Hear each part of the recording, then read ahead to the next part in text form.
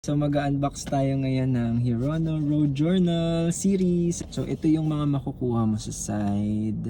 Ito yung first purchase ko ngayong ng 2026. First purchase ko to ng Pop Mart kasi nagpahinga muna tayo sa kaka-unbox kasi ang daming ganap. So ayan, mag-unbox. Nabili ko to sa Pop Mart sa MOA. Hindi ko sure if pop-up store pa rin siya or yung store na physical store na mismo na officials. I-unbox na natin! Ang gusto ko palang makuha dito is yung Lost in the Night or yung Into Fog Wild. Itong dalawa yan. So, good luck. Sana natin. And wait. ASMR. The moment of truth. Tchadan! Hindi muna natin titignan yung card niya.